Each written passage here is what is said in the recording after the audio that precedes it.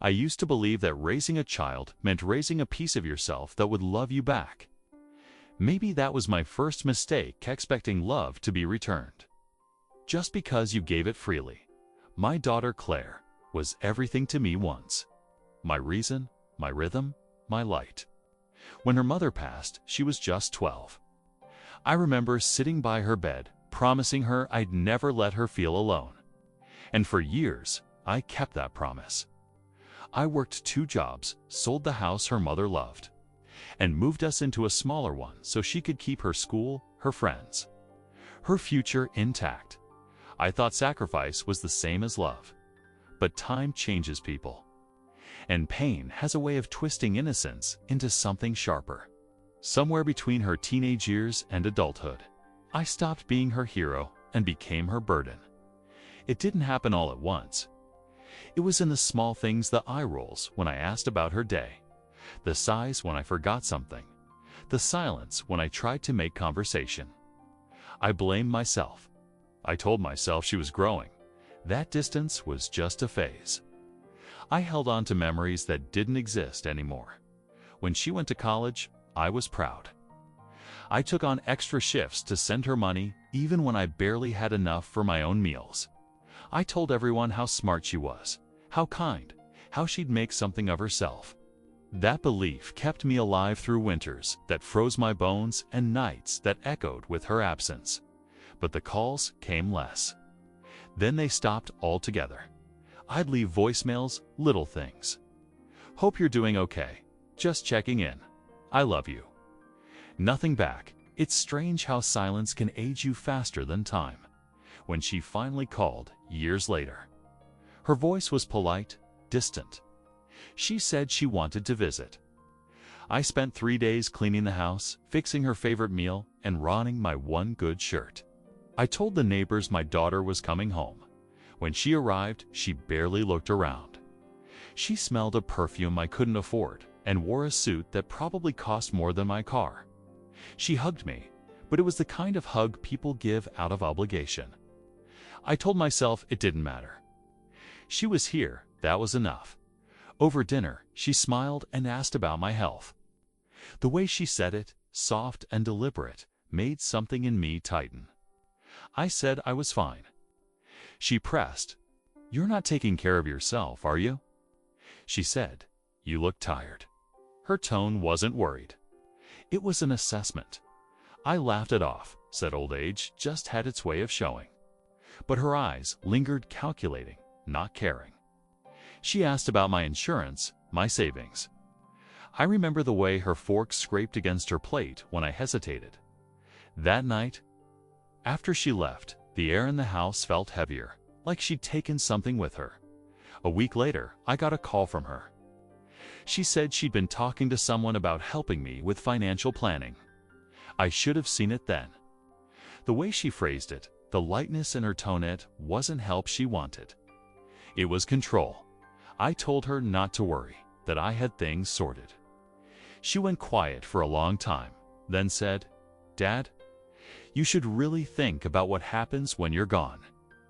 The words stayed with me like a bruise. When you love someone, you hear their voice even when they're not speaking. And I could hear hers for days, those words, replaying, reshaping, cutting deeper each time. When you're gone, Tay couldn't sleep. I'd sit by the window, staring at the porch light flickering against the dark. Every sound made me wonder if I'd lost her completely, or if I'd just been pretending she was ever truly mine to begin with. Then one morning, I overheard something that tore through whatever denial I had left. She was talking to someone on speakerphone. She didn't know I was home early. Her voice was cold. "If he passes, I get everything. He's got life insurance. He told me the policy's updated. It's just a matter of time." Silence. Then laughter dash hers. It wasn't a misunderstanding. It wasn't out of context. It was real.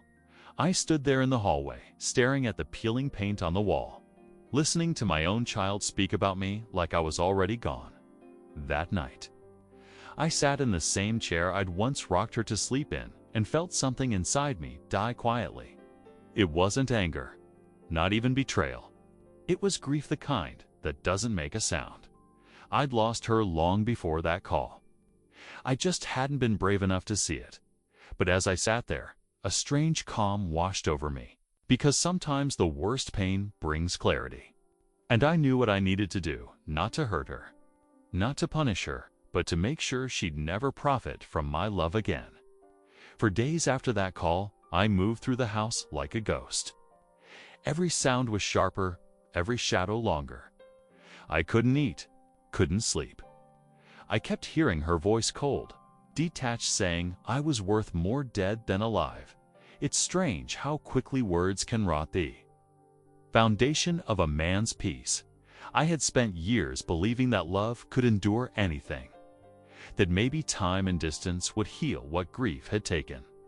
But what do you do when the person you gave everything to starts measuring your worth in dollars?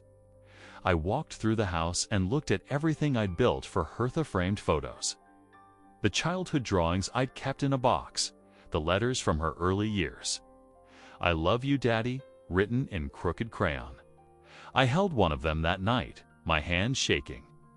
I remember tracing her handwriting with my thumb, wondering how that same little girl had become someone who saw me as an investment. I wanted to believe I'd misheard her. That may have been just a joke, a horrible one. But the more I replayed it in my head, the clearer it became. There was no misunderstanding, a doubt, just truth, raw and heavy. I thought about confronting her. God knows I wanted to. I wanted to ask how she could say something like that, how her voice could carry so little remorse. But something in me stopped. Maybe it was fear. Maybe it was the last bit of dignity I had left. I didn't want to see the look in her eyes when she realized I'd heard everything, so I stayed quiet for a while. I tried to go about my days as if nothing had changed. I mowed the lawn, fixed the broken faucet, and went to the grocery store like a man on autopilot. But grief like that doesn't fade, it festers. It finds its way into every silence, every corner of your mind, until you start questioning who you are and what any of it meant. I remember one afternoon, sitting on the porch, watching the sun set over the trees. The air was thick, heavy with that golden light that makes everything look softer than it is. And I thought, if I died tomorrow, what would she remember of me? Would she remember the nights I stayed up fixing her school projects?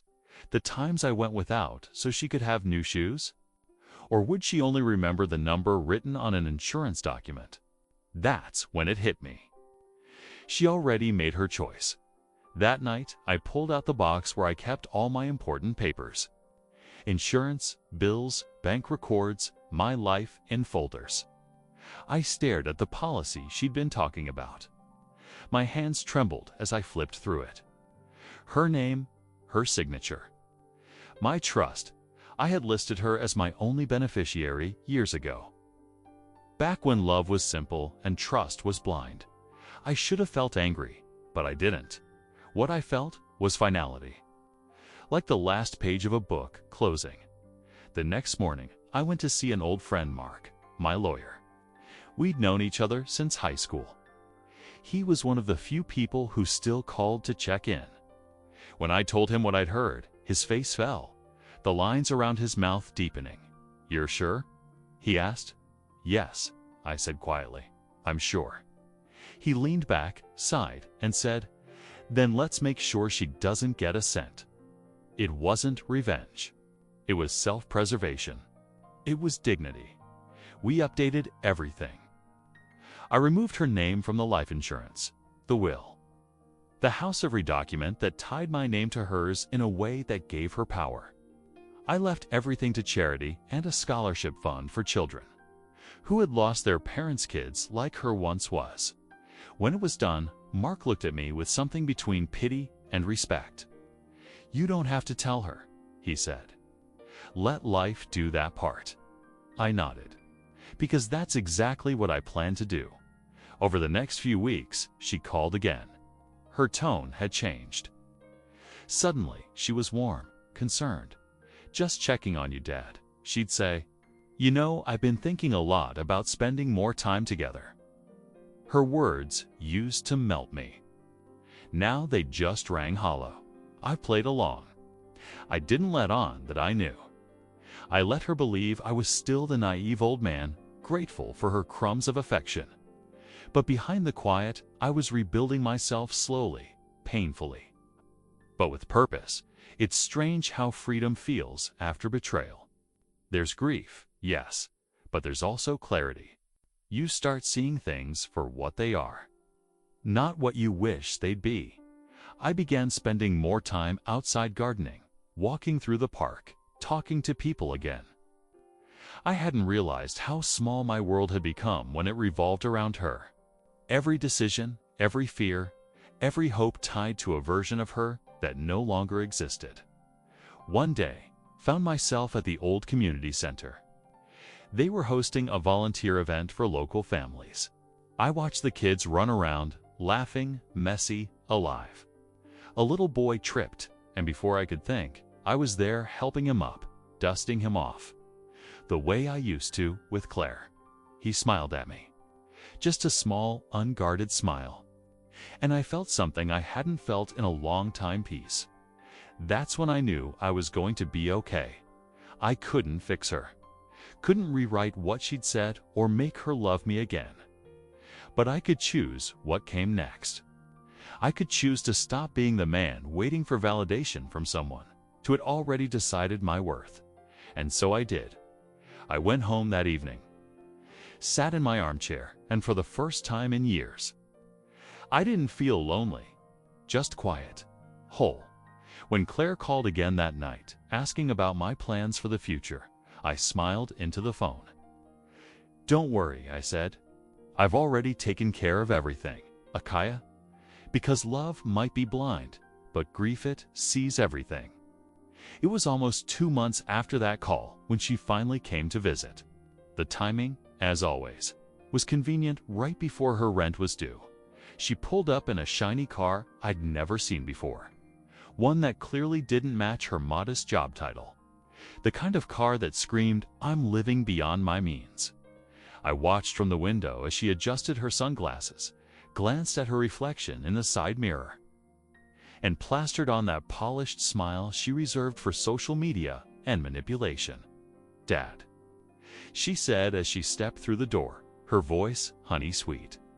She hugged me, a little too tightly, a little too late. "You look great. I've missed you." It was strange hearing those words after everything. They felt like a line from a play she didn't rehearse enough for. I forced a smile. "Good to see you, Claire."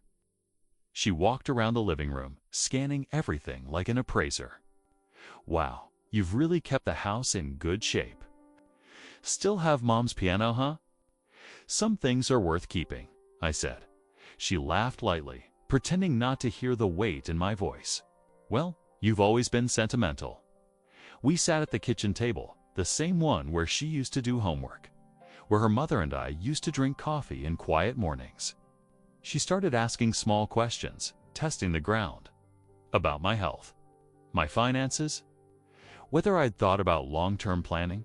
Her words danced around the point. But I knew where this was heading. "I've just been thinking a lot about family lately," she said, pushing her hair behind her ear. "You know about how important it is to make sure people you love are taken care of when ... when the time comes." I looked at her for a long moment, then said quietly, "When the time comes for what, Claire?" She hesitated, caught off guard by my tone. "I mean, you're not getting any younger, Dad. I just want to make sure everything's, in order, that nothing gets lost or forgotten." There it was, the sales pitch disguised as concern. I nodded slowly. "That's very thoughtful of you. I actually reviewed all that recently." Her smile flickered. "Oh, you did?"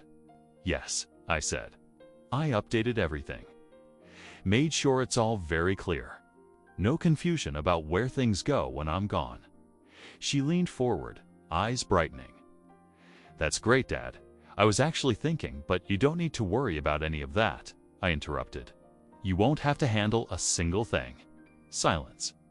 A small, cold silence settled between us like fog. Her expression faltered, the sweetness draining from her face. What? What do you mean? I took a slow sip of my tea before answering. I changed the beneficiaries. Everything now goes to charity. 2 children who actually need it. She blinked, confused, then defensive. What? Why would you do that? Dad, I'm your daughter. I know, I said softly. That's what makes this so painful. She stared at me, trying to read whether I was bluffing. Her tone sharpened. Is this because I haven't called as much? Because I've been busy. I let out a small laugh. Busy. Claire, I heard you. Her brow furrowed. Heard me? What are you talking about? I looked at her, really looked at her, and for the first time, I didn't see my little girl. I saw a woman who had learned to weaponize charm and sentiment. The day you called your friend, I said quietly. You said I was worth more dead than alive. I heard every word. Her mouth opened, but nothing came out. Then came the denial. What? No, Dad, that's not you must have misunderstood. I would never stop. My voice was steady, cold. Don't insult me further. A facade cracked. Her eyes darted, her breath quickened. Dad, it was just a joke. You know how people talk. I didn't mean it like that. A joke? I said. Tell me, Claire, were you laughing when you said it? Her silence was answer enough. I leaned back in my chair, the weight of years pressing on me. You know, I always thought love was enough to fix anything. I thought if I just kept giving, eventually you'd see me not as a wallet, not as a stepping stone, but as your father. Her lip trembled, but her eyes stayed hard. You're being dramatic. Maybe, I said. But I'm finally being honest. She stood abruptly, her chair scraping against the floor. So that's it. You're cutting me off because of one thing I said in frustration? You're ruining your family over a misunderstanding? Family, I repeated. Family doesn't measure love and money, Claire. It doesn't calculate worth by insurance policies. Her eyes burned with anger now. You don't get to judge me. You were never there enough after Mom died. You think you were this perfect father, but you weren't. Maybe if you'd actually been there, I wouldn't have had to figure everything out alone. That cut deep because somewhere in her cruelty, there was a shard of truth. I hadn't been perfect. I'd drowned in my own grief when her mother died. I'd withdrawn, buried myself in work. Maybe that's where the distance began. But even so, nothing could justify what she'd become. I met her glare with calm resolve. You're right. I wasn't perfect. But I never stopped loving you, and I never once thought of you as a dollar sign. She crossed her arms, breathing hard. You'll regret this, she said quietly. When you're gone, no one will even remember you. I smiled faintly. Maybe, but at least I'll leave this world knowing my legacy isn't built on greed. She stormed out after that, slammed the door. The car roared to life, tires spitting gravel down the driveway. I stood at the window, watching her go, and for the first time, I didn't feel broken. I felt free. That night, I sat in the quiet, listening to the old clock ticking in the hallway. Every second felt heavier, but cleaner somehow. I didn't have to wonder anymore if my love had been enough. I had my answer, and in that silence, I whispered something to the empty room. I forgive you, Claire, but I won't enable you. It was the hardest kind of forgiveness, the one that asks for nothing in return. The days that followed felt unnaturally quiet. There's a particular kind of silence that settles in a house after anger leaves, not peace. Not calm, but something colder. The air doesn't hum anymore. Even the walls seem to hold their breath. For years, I used to listen for Claire's calls, the rushed hey, Dad, just checking in, before she'd slip in her requests for money or help. I'd keep my phone close, waiting for some small sign that maybe she missed me beyond convenience. Now, the phone sat untouched on the table. I didn't wait anymore. I spent my mornings tending the small garden out back, the one her mother had loved. Roses, mostly. She used to say they were honest flowers, beautiful but full of thorns. I think she'd laugh at the irony now. A week after Claire stormed out, I got a message. Not a call, a message. "You've really disappointed me, Dad. After everything I've done for you, this is how you repay me. Don't contact me again." Everything she'd done for me? The words almost made me laugh if they hadn't hurt so much. I stared at them for a long time, thumb hovering over the keyboard before I finally typed, "I love you." But this was never about repayment. I hit send, no reply ever came. That night, I sat in my study, the same place where I'd rewritten my will months ago. The envelope sat on the desk, sealed. Final. My lawyer, a good friend of mine, had helped draft it after I overheard that phone call. We'd both agreed on one thing: silence doesn't protect anyone when love turns selfish. She wouldn't find out until it was too late, of course. But I wanted to leave something that spoke for me when I couldn't. A letter, handwritten, shaky, but honest. I tucked it with the will. In it, I told her everything I couldn't say without her twisting it into a fight. That love wasn't a transaction. That loss didn't excuse cruelty. That one day, when she finally stopped running from herself, I hoped she'd forgive both of us. Weeks passed. Then months. Seasons changed and the garden bloomed, then withered again. I stopped expecting her shadow on the driveway, but one cold November morning, a knock came at the door. It was early, too early for visitors. I opened it to find a man I didn't recognize, tall, in a cheap suit, holding a clipboard. "Mr. Walker?" he asked. I nodded. "I'm from Meridian Financial.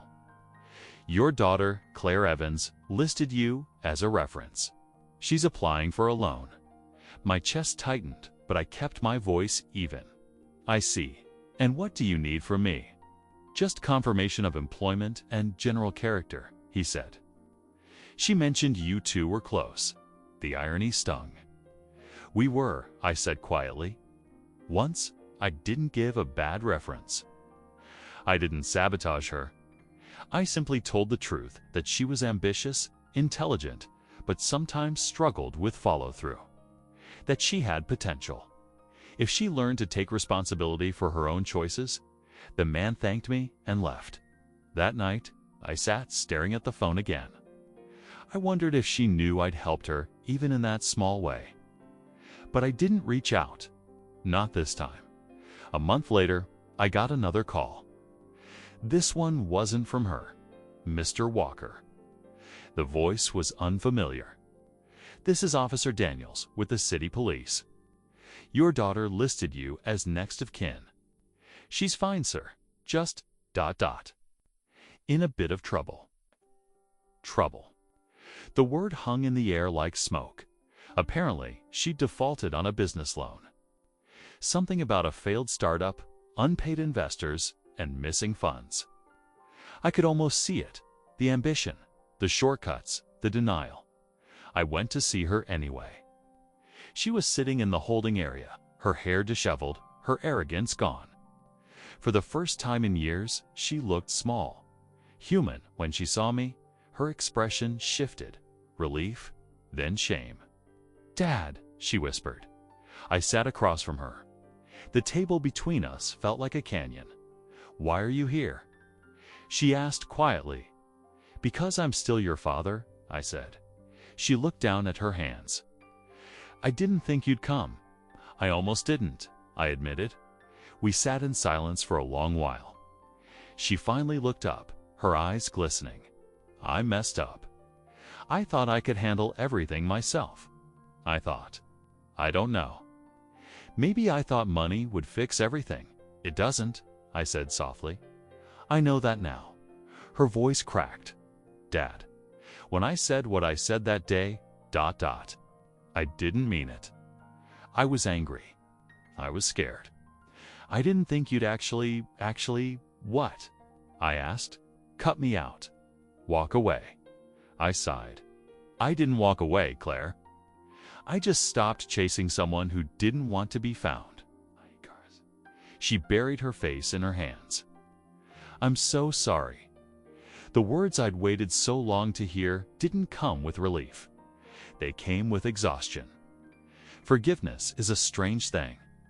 It doesn't erase pain. It just stops it from spreading. I know, I said. But sorry isn't a finish line. It's where the work begins. I paid her bail, though I didn't tell her that until later. The drive home was quiet. She looked out the window, tracing the raindrops on the glass.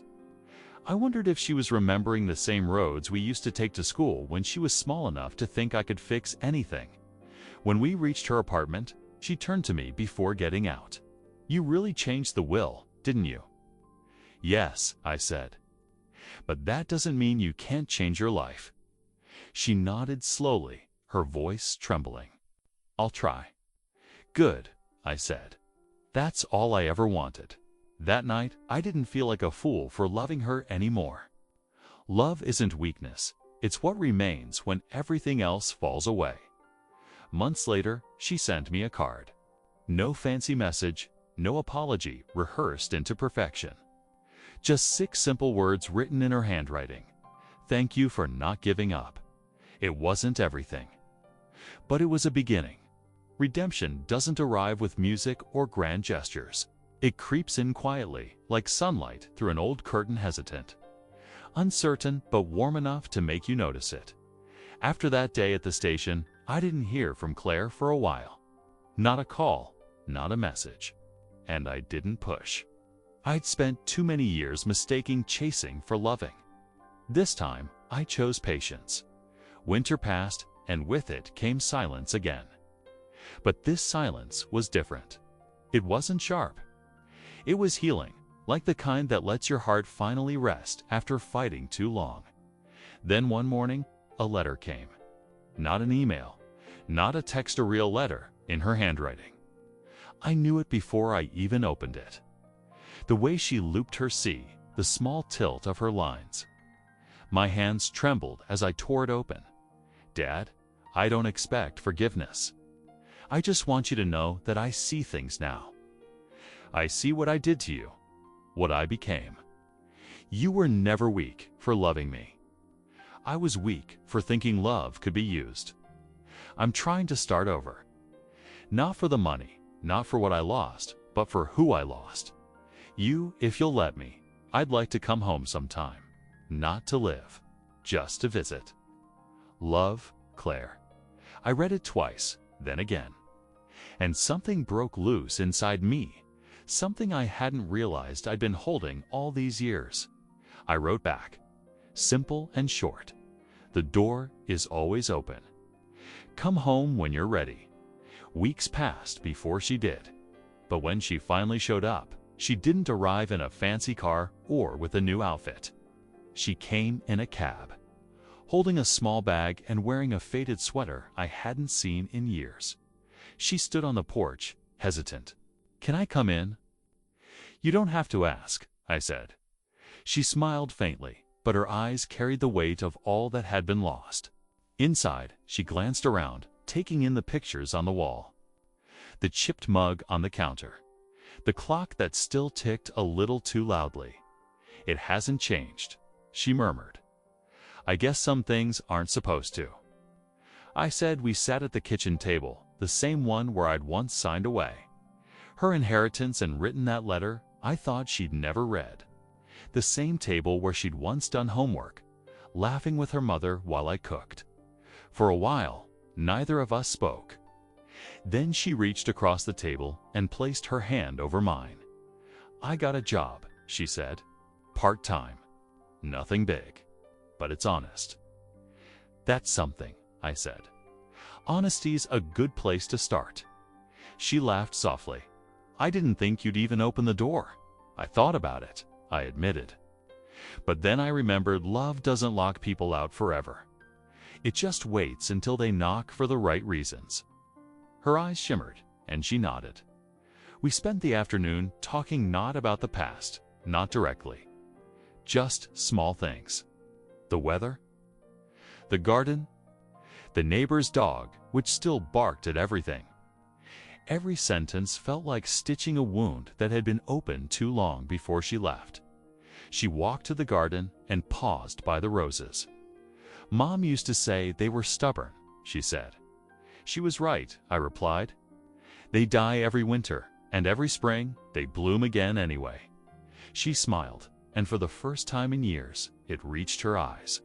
Guess that's us, huh? Maybe, I said. If we let it be, when she hugged me that day, it wasn't out of guilt or obligation. It was real, shaky, uncertain, but real. She didn't stay long. She didn't have to.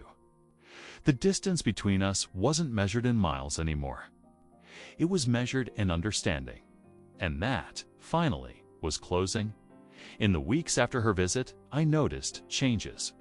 She'd call on weekends, sometimes just to say good morning. She sent pictures of the little apartment she was fixing up, of the cat she adopted. It wasn't perfect, but it was human. Then one day, came again, this time with something in her hands. A folder. I've been working on something, she said, handing it to me. Inside was a small life insurance document, hers. My name is listed as the only beneficiary. I wanted you to know.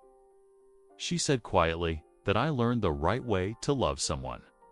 I stared at it, the words blurring for a moment. Claire, I don't need this. I know, she said. But I needed you to see that it's not about needing. It's about giving. And for the first time in a long time, I felt proud not of what she'd achieved, but of who she was finally becoming. When she left that day, I went to the garden again. The first buds of spring were breaking through. Life, stubborn and slow, is finding its way back. I've thought about everything, the betrayal, the distance, the hurt, and realized something simple. Love isn't destroyed by mistakes. It's destroyed when you stop believing in the possibility of redemption. I'd almost lost that belief once. But sometimes, even broken people can find their way home. And that, I decided, was enough. Peace doesn't arrive with applause. It doesn't come wrapped in grand endings or apologies that fix everything. It comes softly, like rain at dawn, steady and quiet, washing away the noise that used to fill your life. Months have passed since Claire came home. The house feels different now, not louder, not busier, just warmer. There's a cup she always leaves by the sink, a book she forgot on the couch, and a scarf hanging by the door. Small reminders that love, even when fragile, can still return and take up space again. Sometimes I catch myself waiting for the silence that used to live here that deep. Aching stillness that followed every disappointment. But it doesn't come anymore. Instead, there's a rhythm. The creak of the floorboard, the clock ticking, the hum of the kettle. Little signs that life is still moving forward. That I am too. I've stopped checking my phone for her messages out of fear she'll disappear again. I've stopped rehearsing what I'd say if she did. There's trust again, not blind, not naive, but something quieter. Something earned. There's a difference between forgiving and forgetting. I didn't forget what she said, those words that cut through me like glass. You're worth more dead than alive. No parent ever forgets something like that. But forgiveness isn't about erasing pain. It's about making peace with the part of yourself that still feels it. Some nights, I still think about the moment I overheard her on that call. The cold tone in her voice, the casual way she spoke about my death as if it were a financial transaction. It used to haunt me. I'd replay it over and over, trying to understand where I went wrong, what I missed, what turned my daughter into someone capable of that. But now, when those memories surface, they feel distant, like a film I've seen too many times to still hurt from. Because I realize something, people change. But sometimes they have to lose everything before they learn what really matters. And Had to lose her before she could find herself again. I've started gardening again. It sounds small, but it's something. I hadn't touched the soil since my wife died, said it reminded me too much of her. But this spring, I planted new roses. Claire helped me dig the holes. Her hands, once manicured and delicate, were covered in dirt, trembling slightly. She looked at me and said, "Mom would have liked this," and she was right. We worked in silence after that. A peaceful silence. The kind that doesn't need words to mean something. There's a strange kind of healing that happens in shared stillness. It's not about talking things through or explaining the past. Sometimes it's just about showing up side by side and letting time do what it does best, soften the edges. Claire still carries guilt. I can see it in the way her voice falters. Sometimes, in the way she avoids looking at old pictures for too long. But guilt isn't always a punishment. Sometimes it's a reminder of what not to become again. She's been volunteering at a shelter lately, helping people get back on their feet. She says it reminds her of how easily a person can lose everything and how powerful it is when someone believes in them anyway. I don't ask her for details. I just listen. Because I've learned that the best way to love someone who's trying to change is to give them room to prove it, not pressure to perform it. And I suppose that's what peace looks like now. Quiet acceptance. Steady presence, no expectations. The funny thing is, I don't think I ever stopped loving her, even when she betrayed me, even when she made me feel worthless. Love doesn't switch off like a light, it just burns lower, waiting for air, and when you least expect it, it flickers back. I keep that letter she sent, the first one, in my nightstand. The edges are worn now from how many times I've read it. Not because I need to remind myself of her apology, but because it reminds me of survival, both hers and mine. There's a photo on the mantle, the three of us, before her mother got sick. Claire's laughing, her arms around us both. Sometimes I look at that photo and think of how much life has happened since then. How much loss. How much love, too. And I wonder if my wife somehow knew that we'd find our way back, even through all this. She used to say, "Grief is love that doesn't know where to go." Maybe that's all this was, years of love trying to find its way home again. I visit her grave sometimes. Not to mourn, not anymore, but to talk. I tell her about Claire, about how she's trying, about how I'm proud. I tell her that we made it not perfectly, not cleanly, but truthfully. And when I leave, the air always feels lighter. I've started sleeping better, too. The kind of deep, dreamless sleep that comes only when your heart isn't heavy anymore. I used to wake up in the middle of the night, wondering if I'd done enough as a father. Now when I wake, I just listen to the quiet, to the house breathing, to life continuing. Sometimes, Claire stays over for dinner.